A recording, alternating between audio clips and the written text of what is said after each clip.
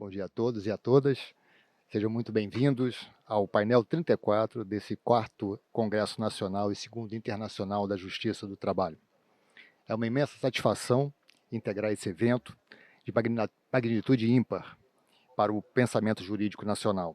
Gostaria de iniciar saudando a organização do Congresso, na pessoa do Dr. Douglas Rodrigues Alencar, querido amigo, coordenador científico desse evento, e Dr. Zilmar Assis, diretor da Academia Brasileira de Formação e Pesquisa, pela excelência na escolha dos temas. Saúdo cordialmente os meus colegas da Magistratura do Trabalho, aqui presentes, membros do Ministério Público, advogados e estudantes, servidores e todo o público que nos acompanha presencialmente e virtualmente. É uma honra participar para mim, como juiz federal da Justiça Militar, presidir essa mesa, na Casa da Justiça do Trabalho. Esta interlocução reforça que, embora tenhamos competências distintas, somos ramos de um poder judiciário, unidos na defesa intransigente da Constituição, dos direitos fundamentais, da dignidade do trabalho. O tema que nos reúne nesta manhã, nesse painel, são questões controvertidas de direito individual e coletivo do trabalho, que não poderia ser mais oportuno nem mais desafiador. Vivemos inegavelmente uma nova morfologia do trabalho. A transição tecnológica, acelerada às novas tendências econômicas globais, tensionam os institutos clássicos de direito laboral. Estamos diante de um dilema contemporâneo, crucial, como equilibrar a necessária autonomia da vontade individual com a irrenunciabilidade da proteção social do trabalhador, pilar de nossa civilização.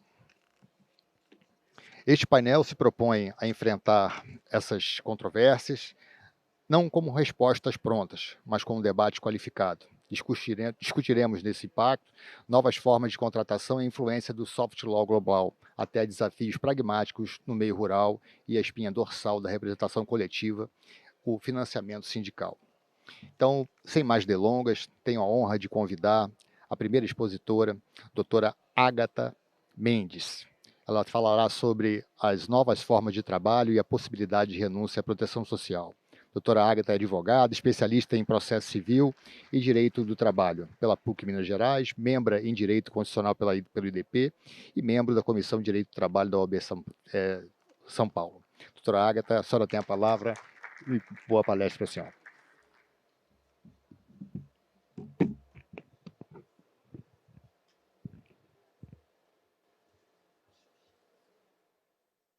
Muito bom dia a todos. Hoje eu vim para poder dividir com vocês as minhas inquietações. Acho que é algo natural quando a gente ingressa na academia, as nossas certezas elas vão sendo trocadas paulatinamente por uma série de dúvidas. E sobre a temática em que eu vou trazer para vocês, isso não é diferente. O mundo do trabalho ele vem sofrendo uma série de transformações e nos últimos anos a gente tem assistido essas transformações no mercado de trabalho, seguidas de também novos modelos de trabalho. E dentro desses novos modelos de trabalho, tem se falado muito sobre uma autonomia empreendedora, e nisso fica uma dúvida se é possível renunciar à proteção social trabalhista em nome dessa tal autonomia. Acho que o meu não está passando.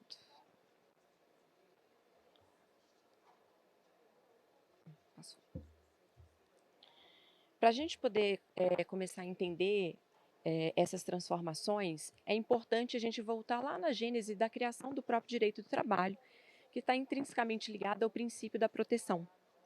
O direito do trabalho ele foi construído num momento em que se viveu uma das maiores degradações do trabalho humano, que foi o período da Revolução Industrial.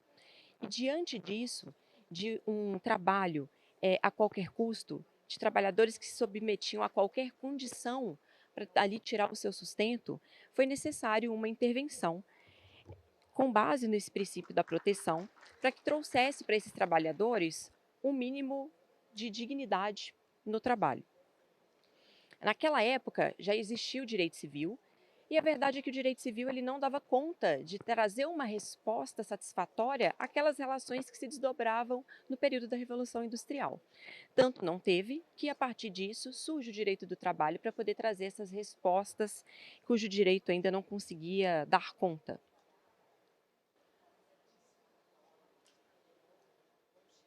Nesse cenário, nós podemos dizer que, embora eu tivesse o princípio da proteção, que fez com que durante os anos seguintes, né, as décadas seguintes, a gente ouvisse falar do direito do trabalho como um direito irrenunciável e indisponível, tamanha a preocupação e a importância com os direitos sociais que foram conquistados no período.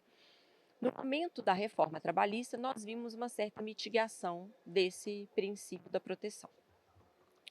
E essa mitigação nós podemos perceber através de algumas alterações legislativas. Dentre elas, vamos destacar algumas, como, por exemplo, o artigo 444 da CLT, que trouxe a figura do empregado hipersuficiente, permitindo que este empregado negociasse cláusulas do seu contrato de trabalho, como, por exemplo, o grau de enquadramento do adicional de insalubridade, que era algo que antes da reforma nem mesmo os sindicatos tinham poder para poder negociar.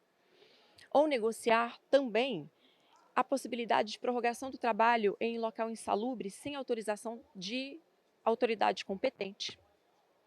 Temos também o parágrafo 3º do artigo 8º da CLT, que trata da valorização da negociação coletiva, impedindo que o judiciário ele adentre no mérito da cláusula e que na análise ele atue de acordo com o princípio da intervenção mínima, de forma a verificar se no aspecto formal aquela cláusula é válida, mas sem ingressar efetivamente ali naquela cláusula. E também o artigo 611-A, que reconhece a prevalência do negociado sobre o legislado.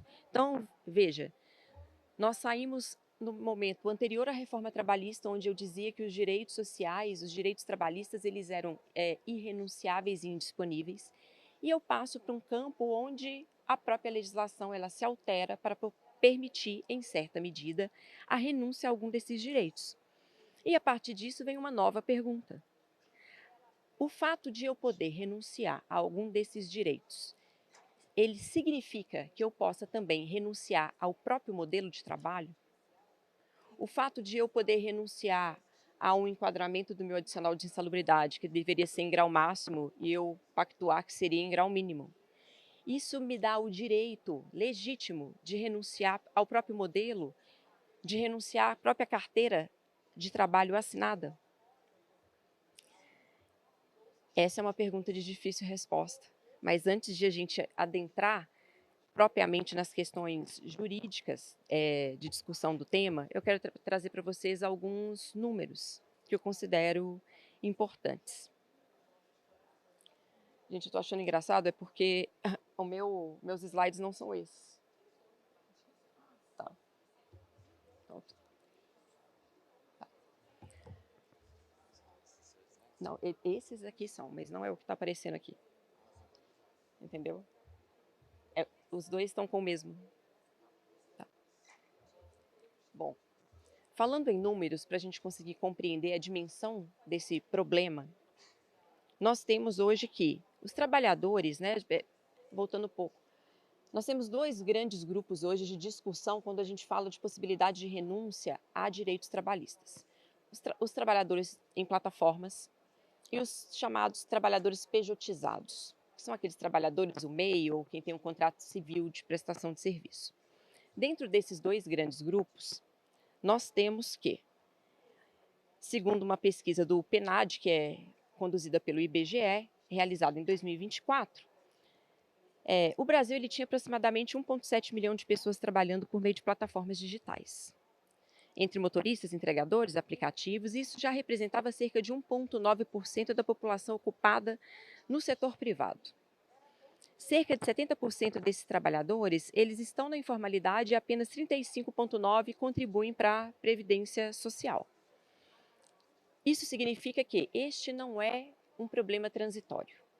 Nós não estamos vivendo uma mudança no modo de trabalho de forma provisória. Ele é definitivo e ele é contínuo. Quando nós falamos em relação à pejotização, na audiência pública realizada pelo STF foram trazidos dados muito interessantes pelos auditores fiscais do trabalho. E dentre esses dados, eles revelaram que, de janeiro de 2022 a julho de 2025, 5,5 milhões de trabalhadores demitidos migraram para o PJ, sendo 4,4 milhões de MEI. O que é essa migração? é a pessoa que ela teve o contrato de trabalho rescindido em um dia e no dia seguinte ela foi contratada por meio de um contrato de prestação de serviço, um contrato de natureza civil, para continuar fazendo exatamente a mesma coisa que já fazia enquanto era CLT. 55% desses novos MEIs eram ex-empregados exercendo as mesmas funções. E estima-se que hoje existam mais de 212 mil ações judiciais aguardando definição sobre a licitude da pejotização. Tá certo. E nesse ponto, eu vou sair um pouco do acadêmico e do teórico para trazer uma questão que é prática da advocacia. Dos meus clientes, é muito comum, quando eles vão contratar algum prestador, principalmente por meio de e-mail, que eles consultem sobre o risco da contratação.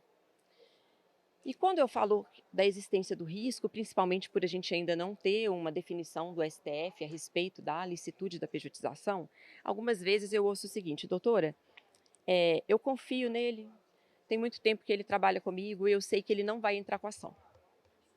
E assim, né? Tudo bem. Se o cliente confia e ele quer assumir o risco da contratação, já expliquei quais são os riscos. Mas há um mês atrás ele percebeu que o risco que existe, ele não é apenas de aquele empregado ingressar com ação pedindo vínculo na Justiça do Trabalho. Porque ele passou por uma fiscalização e o auditor fiscal do trabalho entendeu que aquela pessoa, aquele prestador de serviço, era um empregado. E lavrou um auto de infração, por a empresa não está mantendo um empregado sem carteira assinada, e outro por não ter registrado o empregado no prazo legal. E, além disso, aí surge o problema mais complexo, foi concedido um prazo de 5 dias para assinar a carteira desse prestador de serviço. E aí vem o imbróglio. Porque o prestador de serviço ele disse: eu não sou seu empregado, você não vai assinar minha carteira. E aí a gente chega numa outra inquietação. É possível a assinatura compulsória da carteira de trabalho? O auditor entendeu que é empregado. Me deu 5 dias para assinar sob pena de lavrar mais um auto de infração. Mas o prestador de serviço não quer que eu assine a carteira dele. Como que eu resolvo? Nesse caso, não resolvi. Foi lavrado outro auto de infração, R$ 44 mil de multa, porque o prestador de serviço, ele disse que ele não forneceria a carteira dele para assinatura porque ele não se via enquanto empregado. Então, veja a necessidade de solução da controvérsia de forma definitiva pelo judiciário. Porque o fato de a pessoa não ingressar com a ação não torna esse modelo seguro. Ontem o ministro Flávio Dino estava falando a respeito disso, ele disse sobre aquela categoria de prestadores de serviço que de fato fizeram uma escolha livre e consciente que querem prestar o serviço desvinculado do modelo tradicional da CLT. Mas isso não basta, o sentimento dele de que ele não é empregado, isso não basta para a solução da controvérsia. Porque enquanto isso não for resolvido, eu sempre terei um passivo oculto em relação à possibilidade de fiscalização e de autuação pelo auditor fiscal do trabalho. Meus slides sumiram ali de novo. Pela definição legal da CLT, empregado é toda pessoa física que presta serviço de forma não eventual e sob dependência do empregador mediante um salário. Esse é o conceito clássico. E quando a gente fala dos trabalhadores em plataformas ou dos pejotizados, o grande ponto é a questão da subordinação. Se existe ou não subordinação para que estejam preenchidos todos os requisitos do artigo 3º e eu possa, assim, declarar a existência do vínculo empregatício. Eu entendo que existe uma incompletude na legislação que impede que a gente enquadre essas novas formas de trabalho dentro da previsão do artigo 3º. E isso por quê? Esses trabalhadores, eles não são plenamente empregados, porque eles desfrutam de uma autonomia diferente do empregado. Quando eu falo do trabalhador em plataforma, por exemplo, ele pode escolher prestar o serviço dele só fim de semana. Ele pode escolher trabalhar só à noite. Ele pode escolher não trabalhar. Ou ele pode escolher fazer um intervalo dele para almoço de 3 horas, de 4 horas, ou não fazer. Então, ele desfruta de uma autonomia diferente da autonomia do empregado tradicional, trazido ali do conceito do artigo 3º da CLT. Quando eu falo no pejotizado, é a mesma coisa. ainda assim ele desfruta de algum grau de autonomia diferente do conceito tradicional trazido no artigo 3º. Mas eles também não podem ser considerados como autônomos. Veja bem, se eu preciso cortar a grama da minha casa e eu chamo alguém para fazer esse serviço, eu chamo a pessoa e a pergunta fundamental que eu faço para ela é: quanto você cobra para cortar a grama? Eu não chamo a pessoa e digo para ela: vou te pagar R$ 100 e você vai cortar a grama. Essa é a principal distinção do trabalhador autônomo. Ele coloca preço no serviço dele. Não sou eu que vou dizer quanto eu quero pagar para que ele faça. Mas quando a gente pensa nos trabalhadores plataformizados, eles não têm autonomia para escolher quanto querem receber pela corrida, quanto querem receber pela entrega. E isso os afasta da condição de autônomo, assim como os pejotizados. Porque na relação pejotizada, o comum é que eu, empresa, te diga quanto eu quero pagar pelo seu trabalho. Não existe, na prática, uma negociação efetiva do preço do contrato. Mas também não podem ser considerados empreendedores, que é uma palavra que tem aparecido bastante nos jornais. Os empreendedores do iFood. Quando eu penso em empreender, para mim, empreender significa expandir. Se eu sou um motorista empreendedor, empreender para o motorista é aumento de frota. Eu vou trabalhar para, hoje sou eu e um carro. Amanhã eu compro outro carro e tem mais alguém trabalhando comigo. Depois eu compro mais um. Você quer expandir. Você falar que é empreendedor, uma pessoa, que ela trabalha para ganhar o dinheiro que paga a conta sem perspectiva nenhuma de melhora, de ampliar, eu não vejo isso como um empreendedor. Então veja, das 3 categorias possíveis, não se encaixam perfeitamente em nenhuma delas. E isso cria uma limitação da via judicial. Por quê? Os tribunais eles estão sendo chamados para poder dar respostas utilizando conceitos que foram criados anteriores ao século XX e que já não são suficientes para responder às novas formas de trabalho. E é justamente por não se ter hoje uma legislação específica para tratar destas novas formas de trabalho que se faz aí um esforço gigantesco, um esforço hermenêutico para poder tentar fazer caber esses conceitos em um local onde não é possível adequá-los do ponto de vista da interpretação. A minha impressão é que o judiciário ele tenta forçar os fatos para caber dentro daquilo que existe, lá dentro do artigo 3º da CLT. É como se a Justiça do Trabalho ela estivesse tentando calçar um sapato que é um número menor, e, por outro lado, o STF estivesse calçando um sapato que é 5 números maior. No fim das contas, nenhum dos dois sapatos serve. Porque nós não temos ainda uma resposta legislativa e que, para mim, precisa partir do Poder Legislativo. Essa falta, né, essa fragmentação jurisprudencial e essa falta de um conceito adequado, ela acaba gerando em alguns processos, o reconhecimento de vínculo, tentando alargar o conceito de subordinação para poder abranger subordinação algorítmica e a subordinação estrutural. Alguns negam o vínculo dizendo, olha, isso que existe hoje está fora do conceito do artigo 3º da CLT de subordinação clássica e vai gerando uma insegurança jurídica. E por isso, para mim, a única resposta que vai ser satisfatória, ela não vai vir do judiciário, ela vai vir do Poder Legislativo. Ontem o ministro Flávio Dino, ele até mencionou 2 pacotes para resolver a questão da pejotização, um sendo assim mais soft, que seria um pacote prevendo uma possibilidade de o empregador ou o tomador do serviço ele arcar com o INSS e um seguro. Mas como fazer isso sem invadir uma competência que é eminentemente legislativa? Porque a interpretação hermenêutica ela tem limite. O judiciário ele interpreta o que existe. O legislativo cria aquilo que falta. E nesse caso, eu não vejo como o STF resolver dar uma solução satisfatória a essa questão sem invadir uma competência que seria eminentemente legislativa. E é o Poder Legislativo que ele vai possuir tanto essa legitimidade quanto as condições de propor um debate democrático para se chegar a uma forma de trabalho que proteja esses trabalhadores, porque o fato de não ser seletista não significa que devam trabalhar sem nenhum tipo de proteção.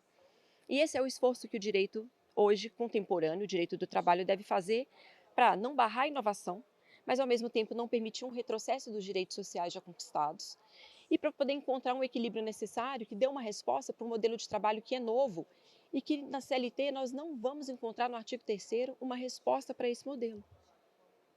Em conclusão, eu acredito que o direito do trabalho hoje ele passa pela, pela pelo mesmo problema que ele passou lá na época da Revolução Industrial. Eu tinha a época da Revolução Industrial um direito civil que não dava conta de responder aos problemas sociais e por isso nasceu o direito do trabalho.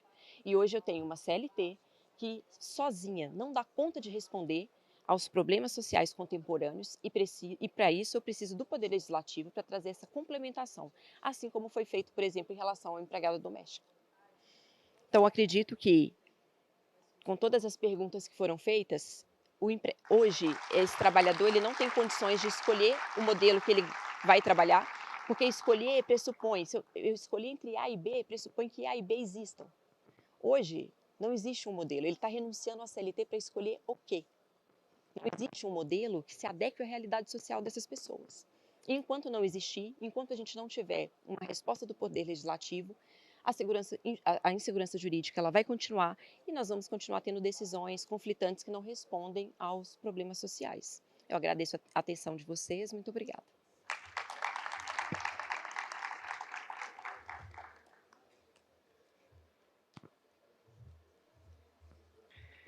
Doutora Agatha acabou de nos brindar aqui nesse momento, aqui falando das inovações e das novas formas de trabalho e a necessidade de uma legislação que venha amparar o direito do trabalhador e possibilitar o dono do capital a poder contratar sem medos, né, de uma sanção judicial, administrativa por parte dos órgãos controladores. E sem mais delongas, nós já estamos avançando bastante. Tenho esse carioca aqui, radicado em Brasília, tem a honra de convidar o brasiliense radicado no Rio de Janeiro, desembargador Leonardo Pacheco, do TRT1, que nos brindará com o tema Internacionalização das Relações de Trabalho e Soft Law Global. O desembargador, ele é do Tribunal Regional do Trabalho da Primeira Região, eleito vice-presidente do TRT para o biênio 2025-2026, diretor da Escola Judicial TRT1, os biênios de 2021, 22, 23, 24, presidente da Conematra, biênio 2023, 24, ouvidor do TRT1 e presidente do Colégio de Ouvidores da Justiça do Trabalho. Seja bem-vindo, desembargador. Uma boa palestra para o senhor. Muito obrigado.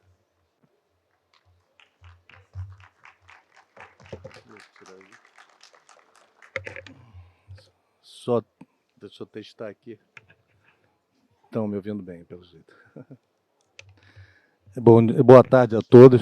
Eu comecei com bom dia, que eu esperava falar antes do meio-dia, mas eu acho que não deu certo. Eu começo a minha fala, primeiro, cumprimentando a mesa, nosso painel, que está sendo presidido pelo colega Alexandre e os demais colegas de painel, a doutora Agatha, o doutor Sérgio e o doutor Luiz.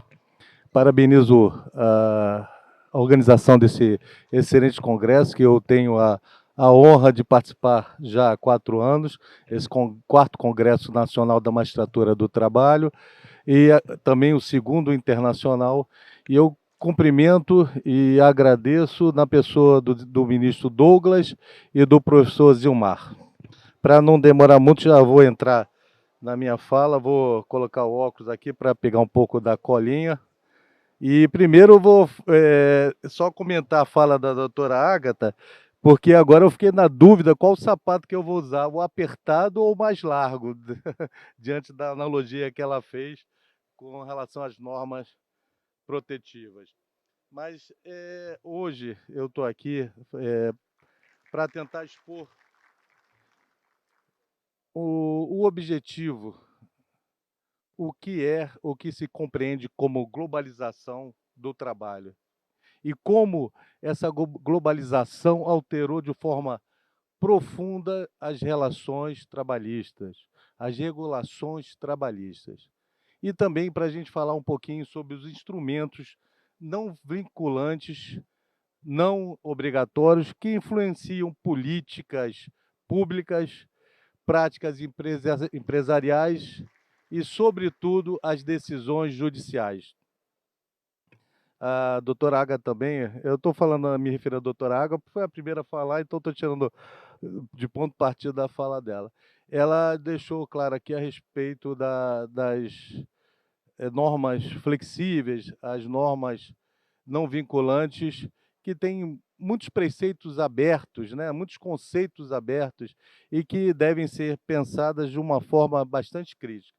Mas no que me cabe a mim, falar da internacionalização das relações de trabalho, eu devo dizer que é um fenômeno que nós estamos vivenciando neste século XXI, e decorre justamente da globalização da economia, da reorganização da produtividade, da circulação internacional de trabalhadores e também das novas tecnologias digitais. Então, é um fenômeno que altera de forma significativa e profundamente a estrutura laboral como conhecemos e desloca o eixo regulatório, que hoje é do Estado Nacional, para um ambiente multinível, onde empresas transnacionais e organismos internacionais elaboram instrumentos normativos de forma global. Essas regras não são vinculantes, mas afetam diretamente na interpretação dos estados que, de certa forma, acabam aplicando essa legislação através do judiciário. Então, a globalização econômica, ela tem como seu principal fundamento essa internacionalização das relações de trabalho. E ela impulsiona de uma forma bastante intensa, ativa, a internacionalização ou a reestruturação produtiva mundial. E aí nós temos as empresas transnacionais atuando de uma forma desvinculada do seu próprio território. A gente passa a ter uma noção diversa do que nós aprendemos nos bancos acadêmicos com relação ao local da prestação de serviços. Porque essas empresas transnacionais acabam distribuindo as suas etapas produtivas por países diversos. E isso gera uma migração da atividade para regiões de mão de obra barata, para regiões onde o custo do trabalhador é quase insignificante. E também expande uma coisa que é uma preocupação constante para quem defende o trabalho digno, o trabalho decente, que é a expansão da terceirização. É também a expansão da subcontratação. Exemplos clássicos que a gente conhece internacionalmente são das empresas Nike e empresas Adidas, que têm sedes, respectivamente, nos Estados Unidos e na Alemanha, mas quase 100% da sua produção é realizada nos países da Ásia. A produção se dá no Vietnã, na China, na Indonésia e, com certeza, com prejuízo à dignidade humana dos trabalhadores. Então, essa reorganização em escala global cria ambientes multijurisdicionais e amplia de uma forma intensa também as zonas de conflitos trabalhistas e, da mesma forma, a atuação jurisdicional. Eu vou dar um exemplo também aqui que é marcante da empresa Nevsun, que é uma empresa canadense de mineração. Em 2020, a Corte Suprema do Canadá decidiu julgar a empresa mineradora por trabalhos forçados na África do Norte. Então, o que ocorre é que, com essa jurisdição ampliada, passou-se a decidir que as empresas respondem de uma forma pela obrigação, pela a sua responsabilidade propriamente como empregadora, por violações cometidas em outros territórios, em outros estados, em outros países. Tem um exemplo também que eu trago aqui, que deixa uma marca indelével no café brasileiro, um carimbo estampado e que faz com que o nosso café tenha uma competitividade baixa no mercado, até diante mesmo da África, que com certeza a África tem uma atividade laboral com menos dignidade e conformidade trabalhista que nós temos aqui no Brasil. Mas a Corte Interamericana de Direitos Humanos, ela condenou o Brasil, se eu não me engano, em 2017, eu não anotei, por não prevenir o trabalho na condição análoga de escrava. E aí, o que nós aprendemos dessa condenação é que os estados também são responsáveis pela falta de governança e conformidade trabalhista. E por isso, por não proteger o trabalho digno, deve ser responsabilizado. Mas juntamente com a globalização da economia, eu falei da circulação, da mobilidade internacional de trabalhadores, nós temos os casos de expatriações e de migrações internacionais, que trazem desafios igualmente difíceis para único regramento, para um único Estado regrar. São diferenças próprias de legislações nacionais que acabam se conflitando. Mas como vamos padronizar essas regras? Outra questão é a integração cultural. Como vamos integrar culturalmente trabalhadores de religiões diversas, de culturas diversas? Também nós temos um outro desafio, que é o risco da exploração e o tráfico de pessoas nessa mobilidade internacional. Ainda nessa questão da mobilidade, nós temos aliado a mobilidade às tecnologias digitais, que criam modalidades transfronteiriças, com o teletrabalho internacional, o freelancer digital, o próprio trabalho em plataformas digitais. Então, o que se busca, o que se tenta hoje regular como regulamentação, como novas regulamentações para essas dinâmicas que se apresentam, é justamente um instrumento regulatório flexível que seja capaz de suprir lacunas deixadas pelas legislações nacionais, especialmente diante de desafios como o trabalho forçado, o trabalho infantil, a sustentabilidade e também a própria governança corporativa global. Aí surge o soft law trabalhista como um conjunto de normas, recomendações, diretrizes, mas que não possui caráter vinculante, obrigatório, mas que na prática influenciam a interpretação das leis trabalhistas. Existe no meio do direito internacional uma anedota, uma piada, em que o soft law teria encontrado o direito internacional e dito que, embora não tenha importância, o soft law hoje exerce uma importância muito grande nas regulações internas dos países, como também influenciam diretamente nas decisões judiciais. Essa legislação, ou essa norma não vinculante, e que nós temos de forma clara na Constituição, para diferenciar, ela é definida de três formas bem claras na Constituição. A convenção ou tratados da OIT não ratificados, que são as normas não vinculantes, são justamente o soft law.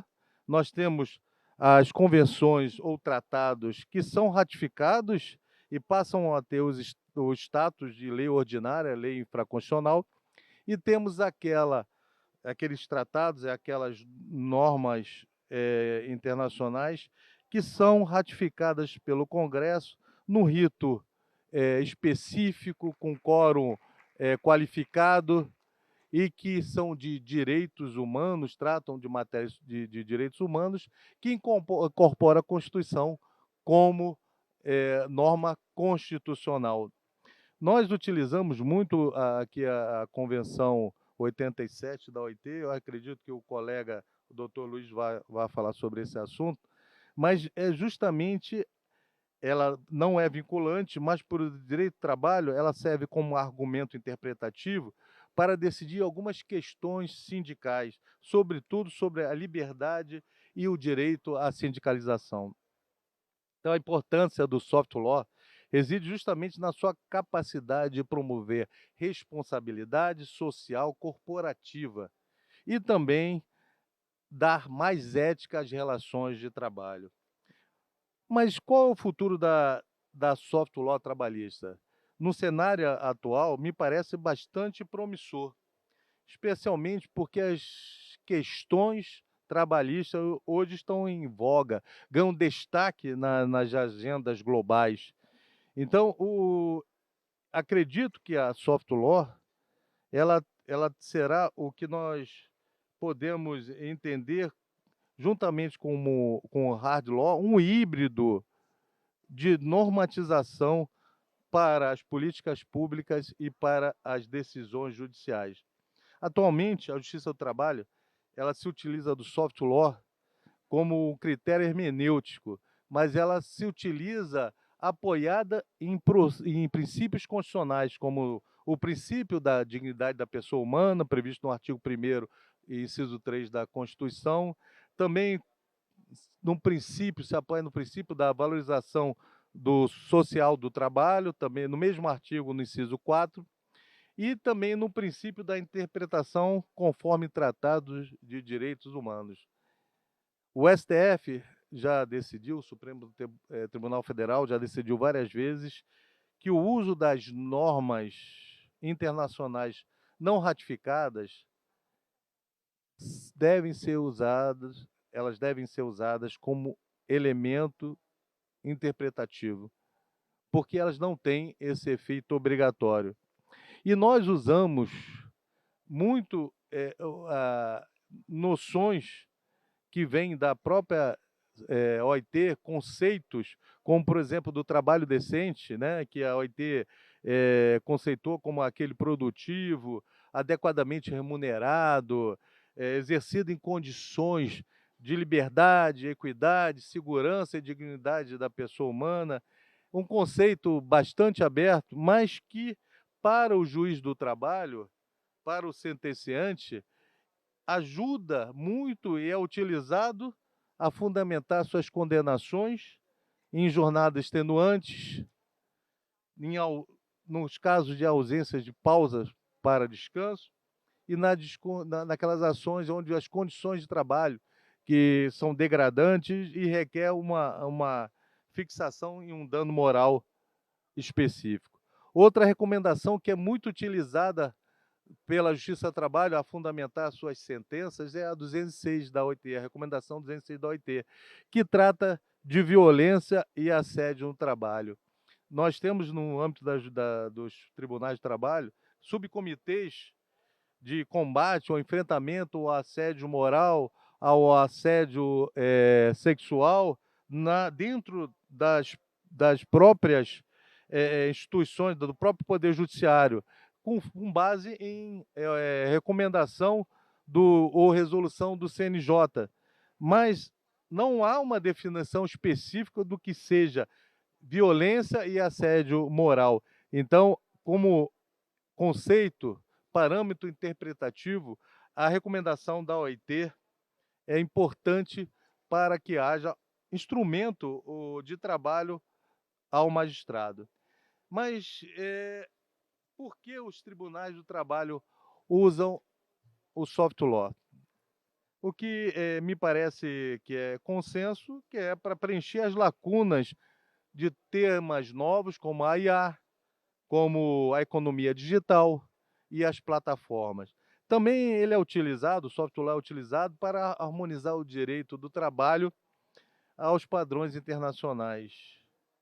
Mas é principalmente, no meu entender, para apoiar a fundamentação das decisões judiciais quando a legislação é insuficiente ou desatualizada. Embora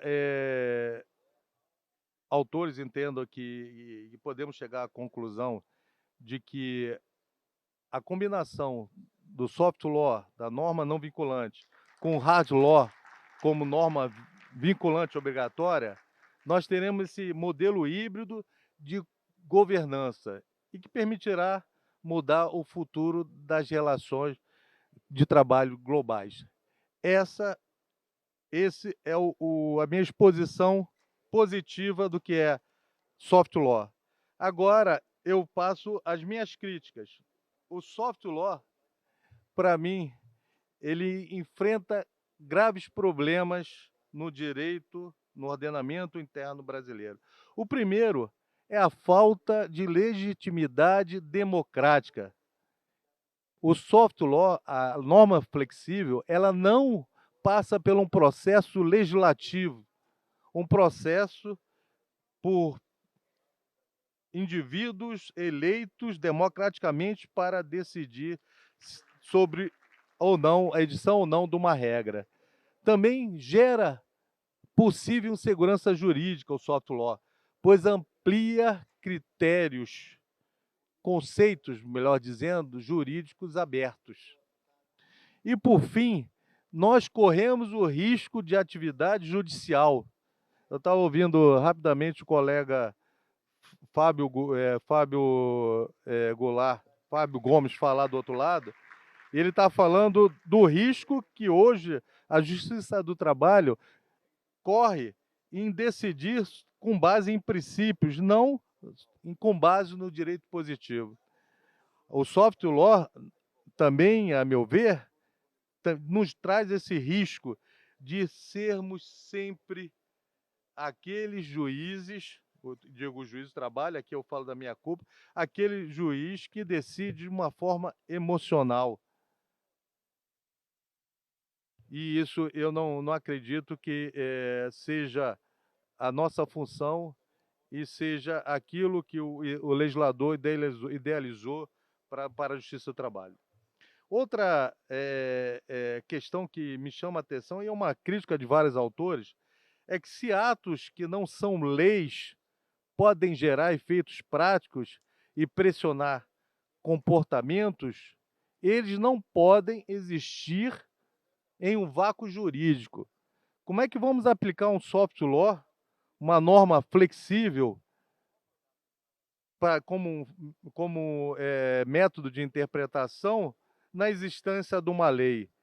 Eu não consigo conceber isso, porque o Brasil é um Estado de direito, democrático de direito, e o Estado de direito se baseia em três princípios, três pilares, para mim, importantíssimos: a previsibilidade das regras, a responsabilização de quem as aplica e o direito de contestar decisões. Então, normas flexíveis, não controladas, minam, a meu ver, esses pilares e criam uma estrutura de poder que opera fora dos freios e contrapesos legais. E isso, para mim, a meu ver, gera arbitrariedade. Então, eu termino aqui a minha fala, caro presidente, dizendo que o soft law é uma forma de permitir que se crie código de condutas, código de éticas, é ótimo para conformação trabalhista, tem uma possibilidade de dar soluções para o poder legislativo, mas eu acredito de uma forma veemente de que o soft law deve passar por controles internos e, para mim, deve passar por um processo legislativo que legitime democraticamente a norma a ser aplicada. Encerro aqui, eu agradeço a participação, o convite, honradamente, pela minha participação. Obrigado.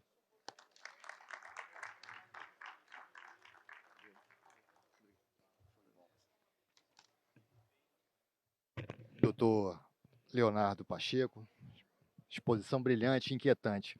E aí, fazendo um paralelo com a minha justiça, doutor Leonardo, a gente também se socorre muito do direito internacional, humanitário, tratados e convenções internacionais para aplicar o direito militar. E o que o senhor falou é muito importante. Essas regras servem como balizamento, talvez, na função de decidir, mas não pode servir na função de razão de decidir, porque precisa de um processo legislativo interno que a justifique. Então, parabéns pela sua exposição. Fiquei muito satisfeito de saber que a Justiça do Trabalho também passa pelas mesmas dificuldades que a Justiça Militar também passa na interpretação de normas internacionais. E agora eu tenho a honra de chamar o colega, juiz Sérgio Polastro, TRT 15. O doutor Polastro é juiz de trabalho desde 1999, lá na 15ª Região Militar, em Campinas. Juiz auxiliar da presidência do TRT 15, titular da Vara do Trabalho de Botucatu, São Paulo, e é um grande colega do associativismo, né? Está sempre nas razões das nossas associações. Ele foi presidente também da Associação dos Magistrados do Trabalho, ou seja, é um colega que está sempre antenado com as questões da magistratura, e será uma honra em recebê-lo aqui para o senhor tratar da pauta Pausas Ergonômicas no Trabalho Rural, uma proposta conciliatória entre a NR31, Autonomia da Vontade e temas vinculantes. Seja bem-vindo, doutor Polastro. Boa palestra para o senhor.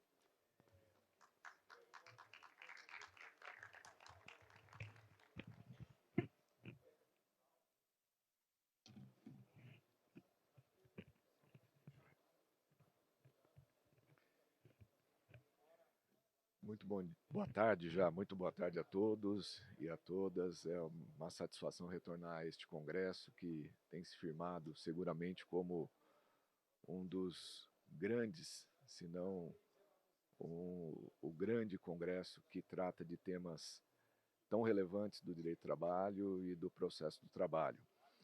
E gostaria de cumprimentar o nosso presidente, do colega Quintas, da Justiça Militar da União, os colegas que dividem esse púlpito, esse espaço comigo, e agradecer aos organizadores deste evento, nas pessoas do ministro Douglas e do Zilmar, que com tanto empenho, denodo, a cada ano conseguem entregar um congresso cada vez melhor e com temas tão vastos quanto estes e com esta possibilidade de tratar de cada assunto, de cada tema, sem nenhum viés específico, mas ouvindo todas as vozes da sociedade, todos aqueles que fazem parte do direito do trabalho no Brasil.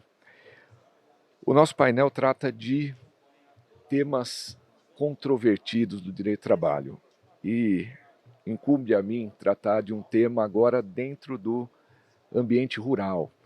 O professor Fernando Schuller, do INSPER, que abriu a conferência magna deste congresso, ele trouxe um dado muito significativo, que em termos de produtividade, o setor econômico no país que nos últimos anos mais produziu foi o setor do agro, foi o setor da indústria do agro, o setor de agronegócios, e isso é muito significativo. Eu venho do Tribunal do Regional do Trabalho da 15ª Região, entre os mais de 90 tribunais do país.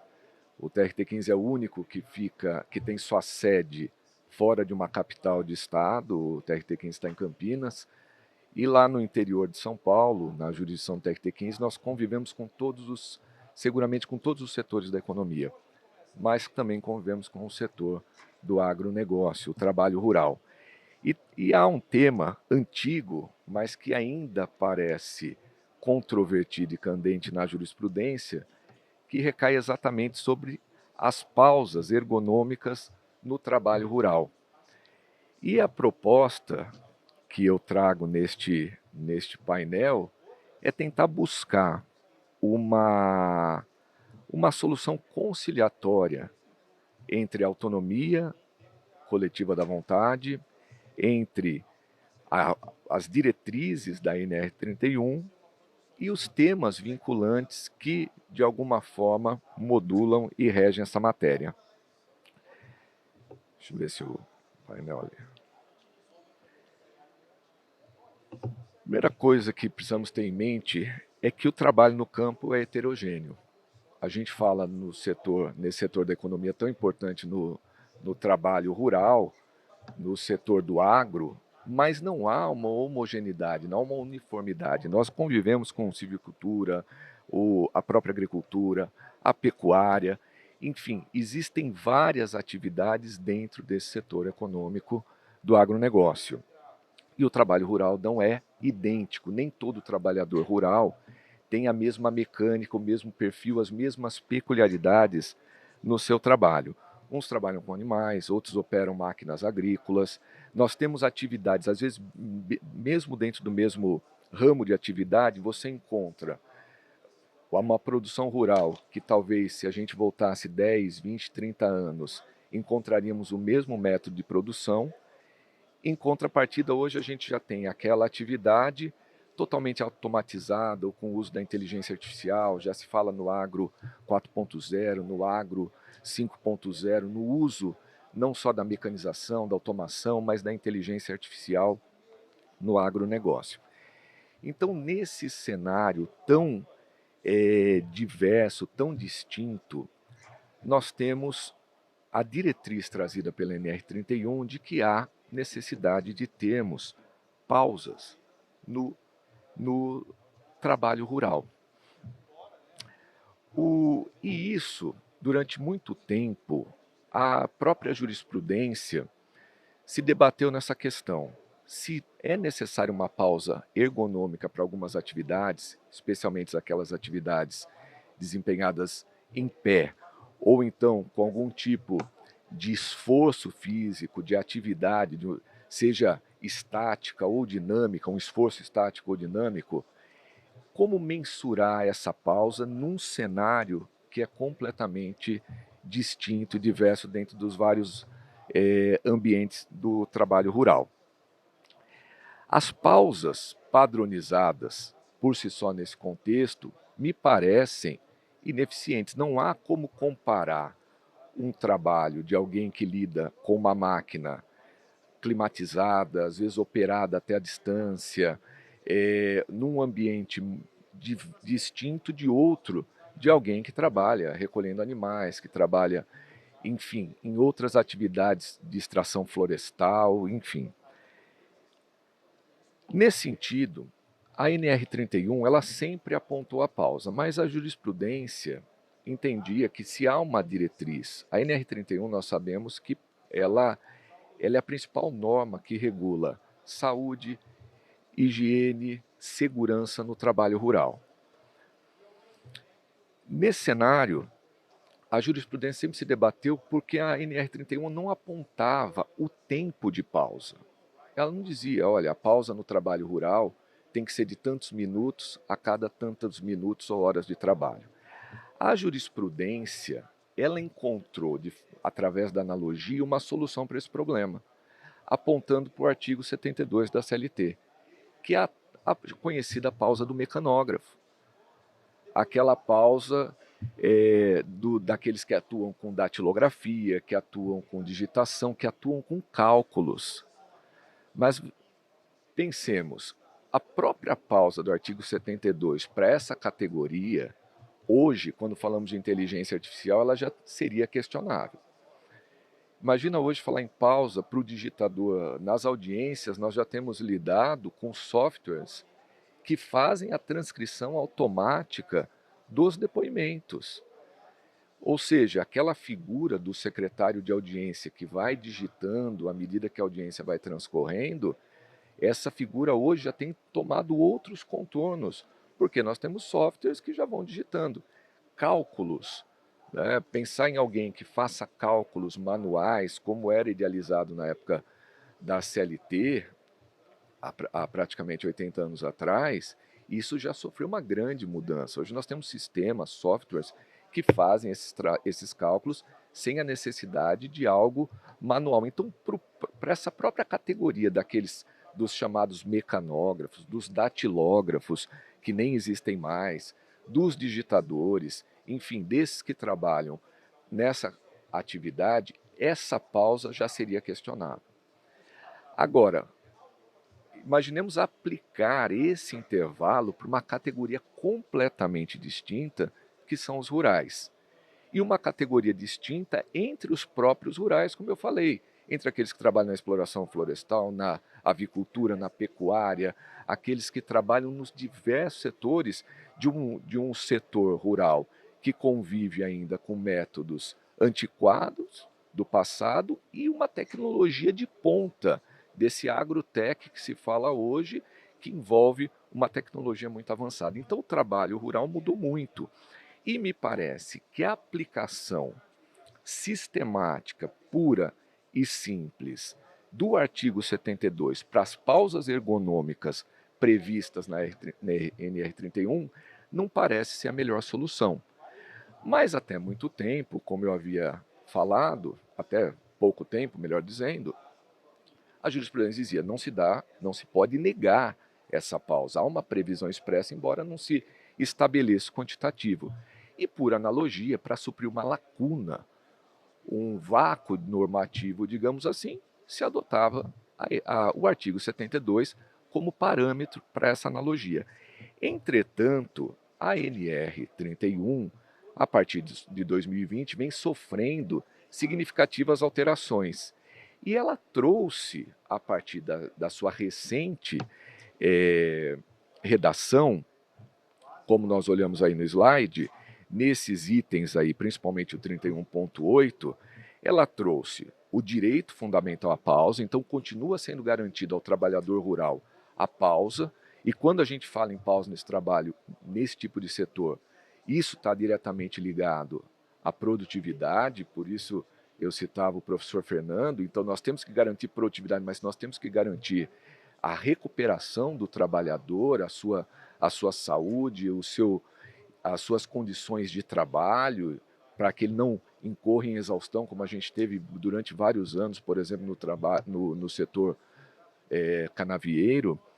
Mas a NR31 agora, além de garantir a pausa, ela diz que as pausas devem ser definidas no PGR-TR, nesse programa de gerenciamento de riscos do trabalho rural. E aí a primeira indagação que eu faço aos senhores: por que a NR31, sabendo que a Justiça do Trabalho e a jurisprudência tinha firmado o entendimento de estabelecer o artigo 72 como regra dessa pausa, porque a própria NR31, que em sua alteração de 2020 e 2021 já não deixou expresso no texto que as pausas deverão observar a métrica ou o tempo previsto no artigo 72 da CLT?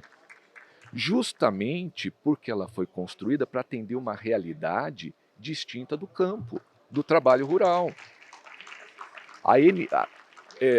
Nós todos sabemos que a construção de uma NR é tripartite, não é o governo que chega lá e ele outorga uma NR, ele entrega uma NR dizendo, olha, vocês terão que observar isso.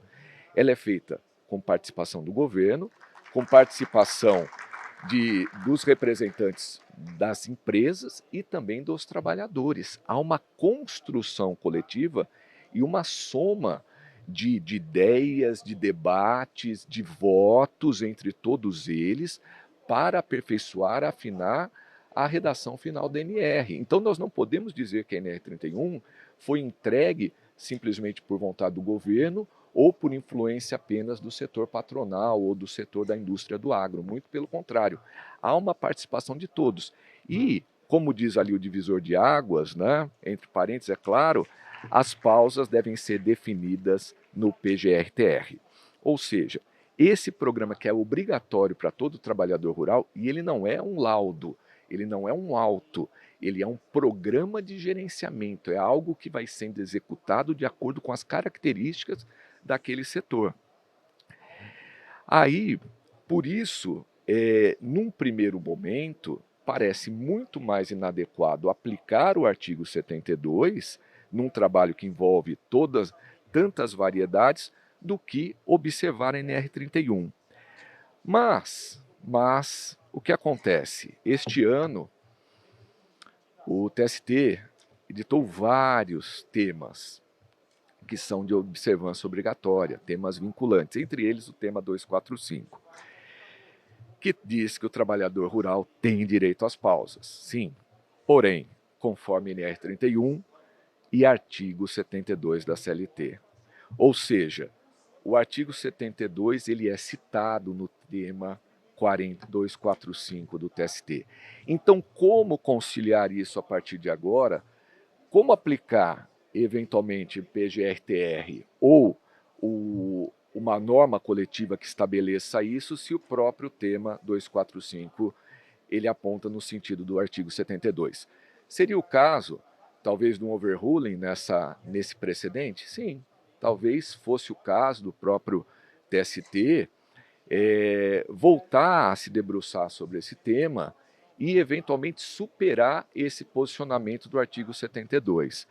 Mas a ideia, e eu trago para os senhores e para as senhoras, talvez seja uma solução conciliatória, de talvez um distinguish necessário na aplicação desse precedente, de modo que ele seja aplicado de forma sempre subsidiária.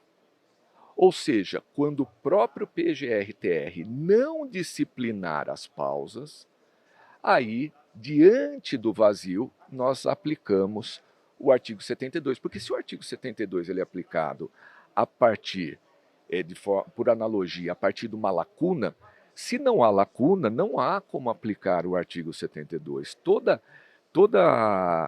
a integração de normas ela deve ser feita a partir de uma lacuna legislativa. Se não há uma lacuna legislativa, não se tem por que buscar, na categoria dos mecanógrafos, uma pausa para um trabalhador rural. E aí, sumiu ali, mas para a gente. E a outra questão interessante aqui entra na autonomia coletiva. O tema 1046, conhecido de todos, ele traz a questão do negociado sobre o legislado.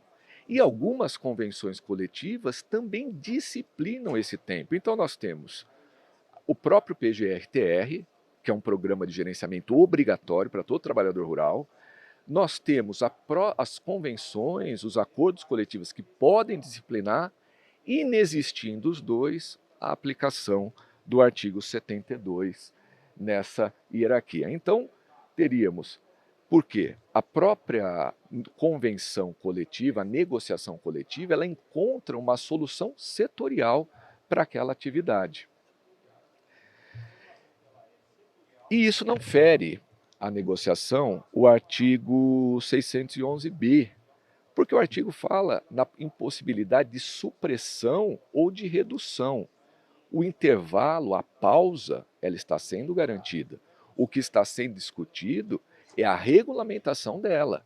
Não se estaria, não se está a sugerir a simples supressão ou redução do direito. Não, o direito ele é garantido. Só que ele é garantido de forma, ele é regulamentado para aquela atividade. Ou seja, a pausa é mantida, sua métrica é ajustada. E através, seja do PGR-TR, que você modula o tempo, ou seja, você regulamente não suprime, e ela está muito mais adequada àquele setor, se é a avicultura, se é a pecuária, se é uma extração florestal, um manejo animal e assim por diante. Tivemos recentemente, apenas para ilustrar e já caminhando para o final, uma reclamação de um processo julgado no TRT-15, oriundo de uma unidade trabalhista na qual eu tive a honra de exercer a titularidade, de ser o juiz titular daquela unidade, onde se foi afastada a norma coletiva que previa um tempo de intervalo de 10 minutos a cada 2 horas e não a cada 90 minutos. O Tribunal Regional do Trabalho entendeu que não, da 15ª região, entendeu que não que esta norma ela contrariava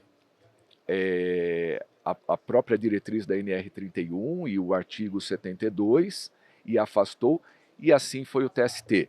Entretanto, nessa reclamação constitucional julgada o mês passado de relatoria do ministro Gilmar Mendes, se entendeu que não, foi cassada a decisão e por autoridade ao tema 1046, entendendo que essa matéria é uma negociação setorial e ela pode perfeitamente ser ajustada, não se trata de tema de jornada, intervalo previsto no artigo 611-A e não fere norma de segurança nem de higiene, porque a pausa continua sendo mantida. Então, finalizando, aqui uma proposta conciliatória. Enquanto não tivermos um overruling desse precedente 245 pelo TST, na aplicação das pausas, que primeiro se observe a definição técnica, porque o programa de gerenciamento é construído de uma forma técnica especificamente para aquele setor, para aquela atividade, considerando todos os riscos ocupacionais daquela atividade, principalmente os riscos ergonômicos.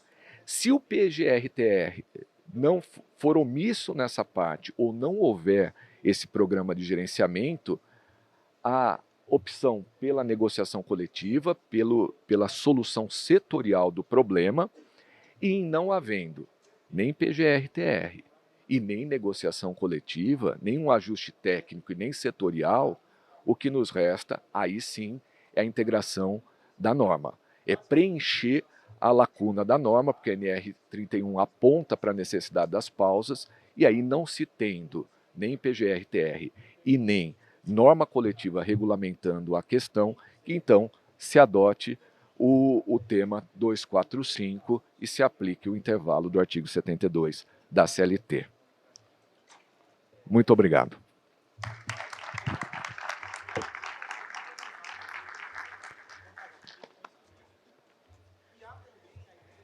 Terminamos outro assunto bastante interessante, e a velocidade que nós tratamos as regras, ou melhor, as condições de trabalho hoje em dia, as regras de trabalho são muito mais lentas do que a dinâmica da economia global. E isso dificulta muito a aplicação do direito e, inclusive, a atualização legislativa. E, dando sequência aqui, pelo avançar da hora, eu tenho a honra de chamar agora o Dr. Luiz Carlos Dias, Sindicato dos Metalúrgicos do ABC, né? E ele vai falar sobre o tema financiamento sindical e a ultraatividade. Diretor executivo do Sindicato dos Metalúrgicos do ABC, ingressou na Volkswagen em 84, iniciando sua trajetória como membro da Comissão Interna em Prevenção de Acidentes, CIPA, e posteriormente integrando a Comissão de Fábrica, onde exerceu a função de vice-presidente. Duas boas-vindas ao senhor, doutor Luiz Carlos, uma boa exposição para o senhor. Bom.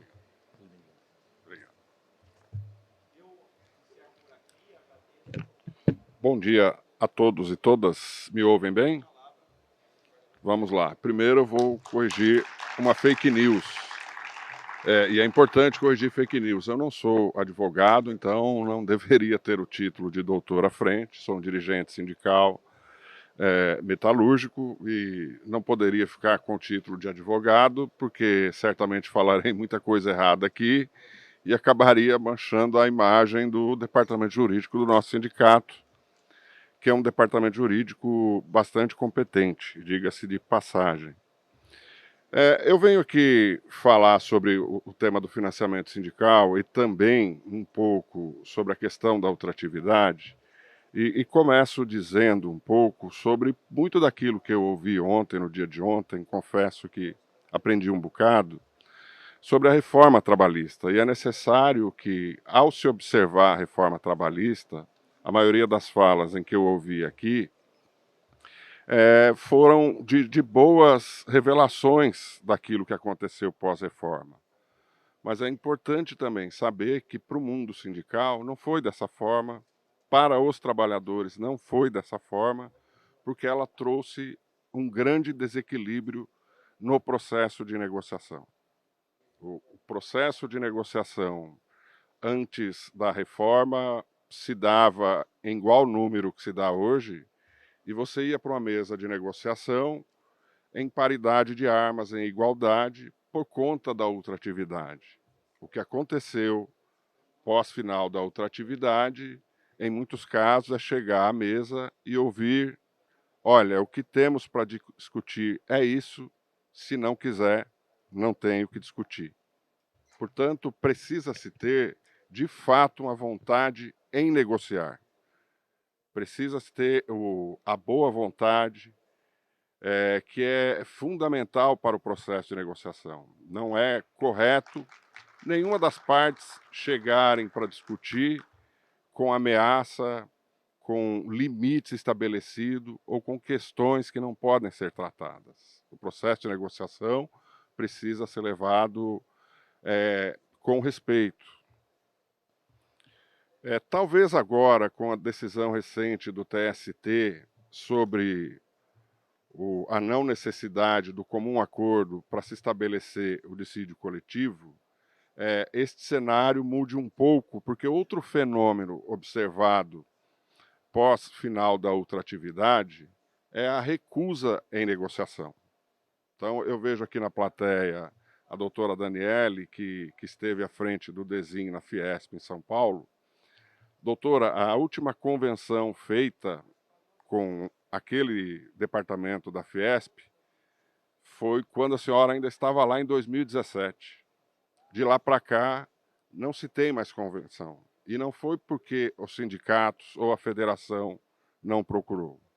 Foi porque simplesmente não há interesse em negociar. Então, precisa se estabelecer também regulamentações para que as partes sentem-se à mesa. Certamente nós teríamos um número de acordos e convenções muito superiores. Infelizmente, não aconteceu, e não tendo acordo, isso dificulta a vida dos trabalhadores lá no chão de fábrica. Dificulta, inclusive, o trabalho dos senhores e senhoras advogados, que muitas vezes não têm uma convenção ou um acordo para requerer algo feito aos trabalhadores. Uma alternativa à falta da ultratividade talvez fosse uma legislação que prevesse acordos de longo prazo.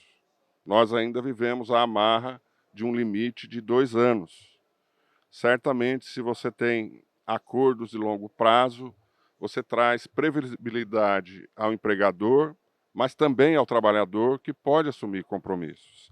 E um pouco mais adiante, eu vou mostrar o quanto isso é importante. Portanto, para nós é fundamental, trabalhadores, que o processo de negociação volte a ter equilíbrio, volte a ter paridade de forças, volte a ter acesso às informações e volte, de fato, o desejo de negociar para que as partes possam avançar. A reforma, né, trouxe alguns traumas, buscou corrigir algumas coisas que, ao meu ver, fez de forma correta. Então, para nós, o negociado sobre o legislado pode ser uma alternativa muito importante para avanço de ambas as partes, mas causou um dano seríssimo no movimento sindical. À época, eu presidia uma federação no estado de São Paulo que tinha um orçamento de aproximadamente R$ 3.500.000 por ano. Eu acordei no dia 1º de janeiro de 2018 com um orçamento de 600 mil. E com trabalhadores, empregados, com projetos a serem cumpridos. Portanto, foi um tranco no movimento sindical. Nos sindicatos de base, a gente já sabe um pouco sobre a sindicalização, mas sobretudo na estrutura. Federações e confederações deixaram de cumprir o seu papel por conta desta reforma. Eu passo agora a falar um pouco sobre a receita dos sindicatos. E aqui todo mundo conhece, estuda um bocado, mas eu acho importante falar sobre o número de sindicalizados. Para muita gente, o baixo índice de sindicalização no Brasil é fruto diretamente da má atuação dos sindicatos. Certamente, a má atuação de alguns sindicatos contribui para a baixa sindicalização.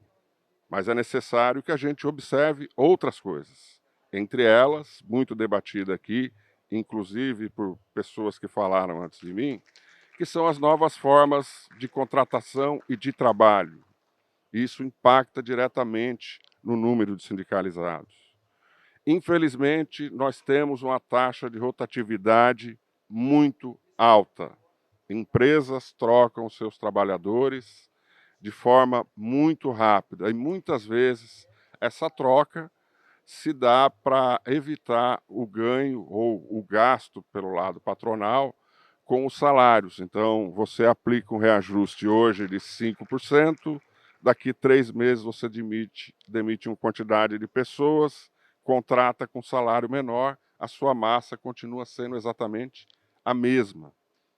Esse aspecto da rotatividade impacta demais a sindicalização, sobretudo no comércio, Patá, onde o índice é absurdo, onde as pessoas permanecem menos de um ano trabalhando e são desligadas ou, às vezes, pedem até para sair. É necessário que nós observemos também, e ontem eu fiquei muito contente com as falas e a preocupação de basicamente todos os palestrantes que eu ouvi com os atores sociais. A valorização do processo de negociação coletiva, a busca pela conciliação. O problema é que, na realidade, no dia a dia, nas fábricas, não é essa realidade que a gente encontra. E eu faço aqui um apelo para que aquilo que foi dito ontem seja levado às empresas, porque o número de ações contra os sindicatos, eu não estou falando ações na justiça, falando de ação no dia a dia, para enfraquecer os sindicatos, é algo absurdo. Tem empresas no interior de São Paulo, na cidade de Matão, por exemplo, onde os trabalhadores não podem se associar ao sindicato e informar a empresa porque são demitidos. Os trabalhadores se associam e vão aos sindicatos pagar o boleto mensalmente. É essa relação que, infelizmente, a gente ainda tem. Por isso que aquilo que eu ouvi ontem, eu espero que seja uma voz que influencie o dia a dia. Não pode ficar na retórica de que somos importantes. Os sindicatos são muito importantes à sociedade brasileira. E daqui a pouco eu vou mostrar em números o que significa essa importância. Mas uma fonte alternativa de receita aos sindicatos é a contribuição negocial ou assistencial. Mas há uma sistemática campanha de desinformação, primeiro, dizendo que se trata da volta da contribuição sindical. E isso todos nós sabemos que não é verdadeiro. Trata-se de uma contribuição que pode ser estabelecida pelo conjunto da categoria se você obtém resultados positivos durante um processo de negociação.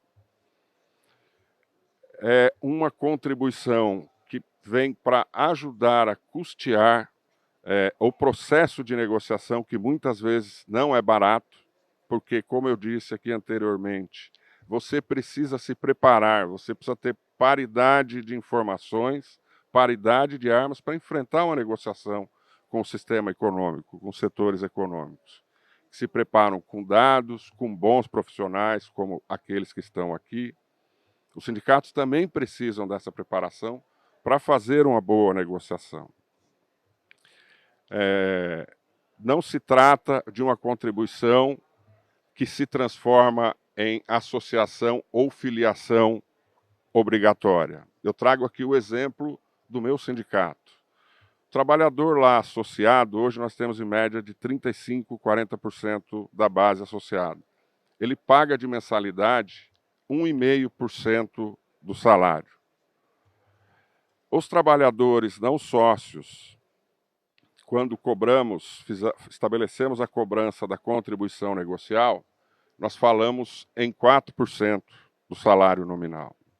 Portanto, vejam que um trabalhador associado, ao longo de um ano, ele deixou 18% do seu salário mensal enquanto mensalidade sindical, e enquanto o não associado contribuiu com 4%. Só este dado é o suficiente para dizer que não se trata de uma filiação obrigatória ou de associação compulsória. Você tem também uma pressão patronal, descomunal, sobre os trabalhadores para que não contribuam. E aqui eu elenco algumas práticas que certamente os senhores e as senhoras já conhecem, mas a obrigatoriedade do trabalhador apresentar um recibo de que foi ao sindicato pedir para não contribuir. Isso não me parece uma prática razoável. Recentemente, nós recebemos a visita no sindicato de alguns trabalhadores, cerca de 13 pessoas, reclamando, tentando entregar, pessoas até exaltadas conversando conosco, querendo fazer oposição à contribuição no mês de outubro. A nossa database foi em setembro. Recebemos lá o que eles tinham para entregar, mas fomos verificar o que acontecia. E aí, Patá, ao verificar, esta empresa que foi lá, guiada pela gerente de RH, ela não contribui com um centavo ao sindicato faz 4 anos. Portanto, nós estamos investigando até para ver se eles não estão se apropriando do dinheiro do trabalhador e não repassando ao sindicato. É disso que a gente está falando. E os sindicatos são uma ferramenta muito importante que traz muitos benefícios aos brasileiros, mas também aos cofres do Brasil. Muitas vezes a gente acha que tudo cai do céu, que não é um processo de negociação, e, na verdade, é um processo de muito esforço, de muito empenho dos trabalhadores e também dos setores econômicos. Eu queria aqui apresentar o... Como é que eu mudo aqui? Esses dados são dados obtidos junto à Receita Federal do ano de 2022, que traz os números referentes à participação nos lucros resultados. Então, nós percebemos que naquele ano foram arrecadados, sumiu aqui, 52 bi, quase 53 bi. Arrecadados não, foram colocados na economia 53 bi referente à PLR. No ano de 2024, para a gente comparar, esse valor foi para 64 bi na economia brasileira, somente de PLR. E aí tem um dado importante. 36.683.000 de pessoas com carteira assinada. Desses 36 milhões, 5.038.000 têm PLR. Por que eu falei isso? Porque enquanto o número de trabalhadores aumentou em 6%, o número de trabalhadores com PLR aumentou 13%, e o número de trabalhadores que têm direito a PLR também são só 13%. 13% que recebem a PLR por conta de ação dos sindicatos. Nenhum empresário vai falar tanto dinheiro. Esses 13% ou 5 milhões injetam na economia 65 bilhões, injetaram 65 bilhões. E injetaram nos cofres da União 10,35 bilhões de reais.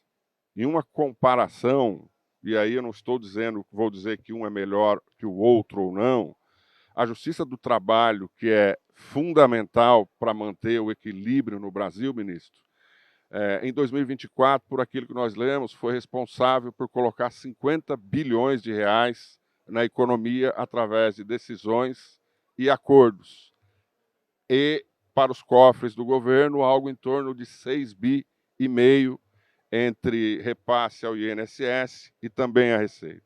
O movimento sindical, só em PLR, repassou os cofres 10,3 bi e colocou na economia 65 bilhões. Portanto, nós estamos falando de um segmento, de um ator que contribui bastante para a economia brasileira.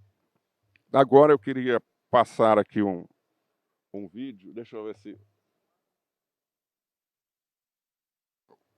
Não tem como acionar. Na verdade, isso aqui é um vídeo de uma assembleia realizada na porta da Volkswagen em novembro de 2023.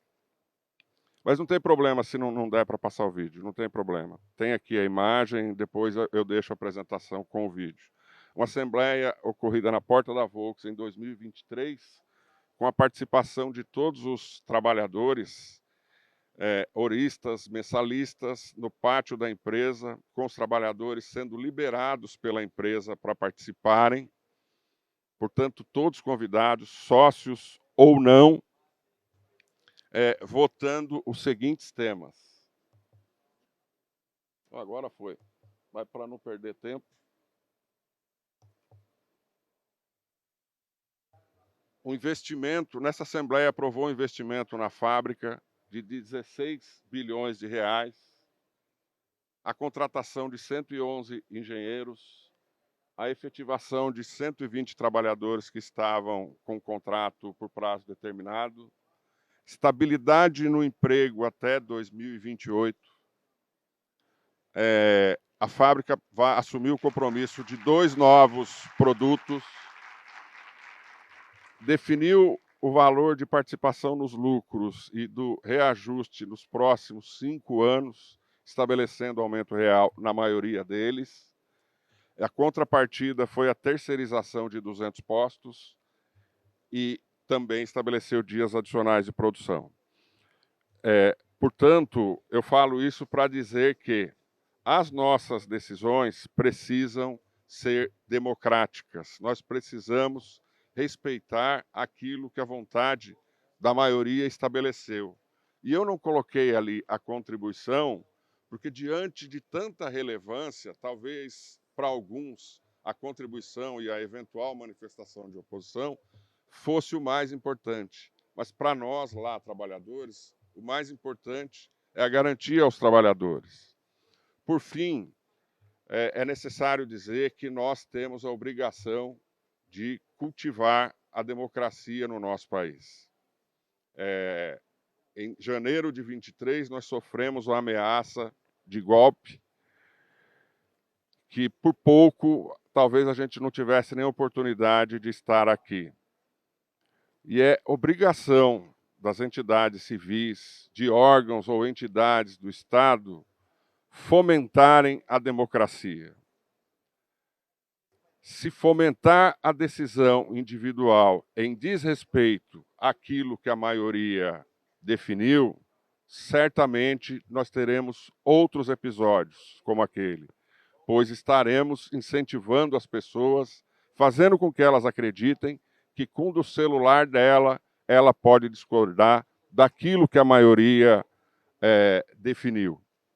Então, é necessário que se respeite a decisão da maioria, assim como nós respeitamos todas as decisões judiciais. E, para terminar, de fato, agradecer a oportunidade e dizer que, independente do que aconteça, ministro Caputo, a decisão que vai ser tomada referente ao tema da contribuição será uma decisão democrática, onde todos vamos respeitar, e a parte boa dessa discussão é que não caberá a manifestação de oposição. Muito obrigado a todos.